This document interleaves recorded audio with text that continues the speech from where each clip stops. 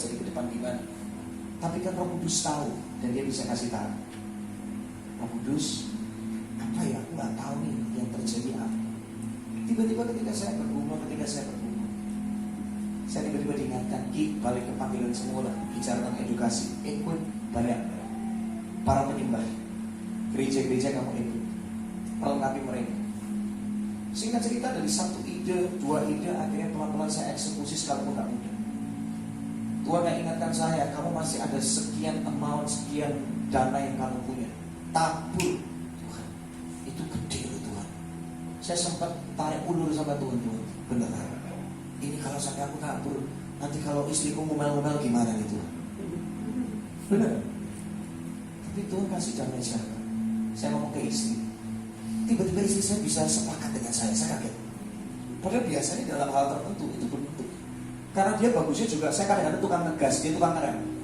Ya kalau ngegas terus gak ada remnya kan bahaya, betul kan? Saya kadang-kadang terlalu bablas juga, makanya butuh istri untuk ngerem saya.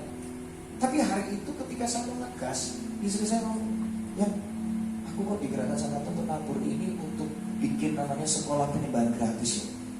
Bikin kursus gratis untuk orang-orang gereja-gereja. Terus tiba-tiba sih saya, kalau itu memang yang Tuhan suruh, kita kerjakan sama-sama. Ini kan lucu, gak pernah saya kepikiran. Sehingga cerita akhirnya persiapannya bisa dikatakan sangat pendek. Dan akhirnya cuma sekitar 1,5 bulan kami prepare. Bulan April kemarin sebelum lebaran kami eksekusi langsung. Dan tiba-tiba batch pertama itu ada hampir sekitar 100 orang yang belajar di tempat sekolah yang kami bangun di Jakarta. Tuhan luar biasa. Bahkan sampai akhirnya saya diundang ke BPD GBI waktu itu. Kurang masih kenal Pak Kiki Cayati, ya, Tuan BPD GBI. Dan akhirnya kita bikin kerjasama. Gak pernah kepikir, sama sekali gak pernah kepikir. Dari situ saya belajar, kalau Tuhan menuntut, itu karena Tuhan tahu yang terbaik buat hidup kita. Amin. Makanya ada perlu intim sama Roh Kudus, supaya keputusanmu gak salah, supaya kau tahu apa yang bisa terjadi mendatang, tren-tren apa yang bisa terjadi mendatang. Anakmu akan kemana? Saya kadang-kadang hari ini bingung loh. Jujur aja, anak saya masih satu umur 8 tahun, satu umur 6 tahun. Saya mikir Tuhan suatu kali mereka bakal sekolah di mana, bakal ini dan itu. Saya sama istri juga punya planning. Tapi kan kita perlu Roh Kudus supaya kita tepat sasaran Tuhan. Supaya nggak salah langkah, nggak buang-buang waktu. Kita perlu Dia untuk menuntut kita dalam seluruh kebenaran. Nah, kita menuliskan haus, rindu. Yang kedua, dekat sama Dia. Cari usaha untuk mendekat sama Dia. Dia bukan pribadi yang susah untuk didekati, terlalu mudah. Saya tulis lagu, liriknya berkata seperti ini. Panggil namamu setiap saat, maksudnya panggil Roh Kudus setiap saat. Karena Dia hanyalah sejauh hasal. Karena kalau kita rindu, Roh Kudus akan jamah kita. Dan di situ dikatakan, tadi kita baca, balik ke Yohanes 7 tadi dikatakan, kalau kamu percaya kepadaku, maka dari dalam hatinya akan mengalir alir kehidupan. Kalau Roh Kudus menuntut, percaya, amin. Ikut apa yang Dia lakukan, maka Rohnya akan menuntun kita, memimpin kita dalam segala. Terakhir, kita akan tutup. Kenapa kita perlu bersuka cita? Karena Yesus yang naik ke surga akan datang kedua kali dan akan membawa upah yang kekal bagi setiap kita. Amin.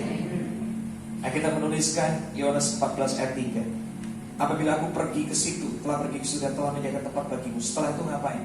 Aku akan datang kembali dan membawa kamu ke tempatku, ke surga, supaya tempat di mana aku berada, kamu pun juga. Tuh lihat, Tuhan tuh saking cintanya sama kita, gak pernah mau pisah sama kita. Makanya kita jangan memisahkan hubungan kita sama Tuhan. Amin. Jangan. Wahyu 22 ayat 12, Kristus sendiri berkata, dengarlah, aku datang segera. Aku akan membawa apa? Upah bagi siapa? Semua orang setiap kita di tempat ini. Sesuai apa? Ingat, sesuai perbuatan. Bukan sesuai dengan jumlah ibadahmu. Seringkali kamu datang aktif. Bukan sesuai dengan jumlah firman yang kamu pernah dengar. Enggak.